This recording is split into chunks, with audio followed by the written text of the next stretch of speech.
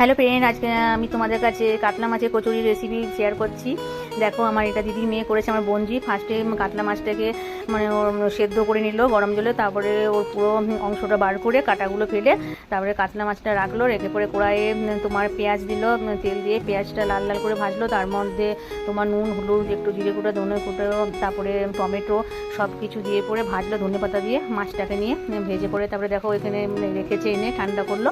তারপর ফুল ময়দাটা মাখা হলো, মাখার পর দেখো লেচি করে করে তারপর ওর মধ্যে পুরটা দিয়ে কড়াইয়ে তেল দিয়ে ভাজা হয়েছে।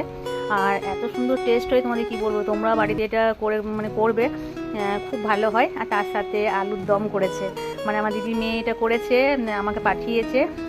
তো কাতলা মাঝে সেদ্ধ এগুলো সব দিয়েছিলো, তো আমি ডিলিট করে ফেলেছি, সরি, তোমাদের দেখানো হয়নি। তো তোমরা পারবে করতে, বাড়িতে তোমরা এটা করবে, খুব ভালো লাগে। আলুর দমটা খুব ভালো হয়,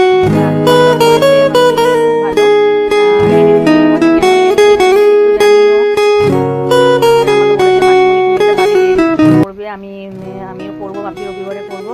তারপরে তোমাদের কাছে আবার আমি এই রেসিপিটা তোমাদের কাছে শেয়ার করবো। প্লিজ কমেন্ট করবে।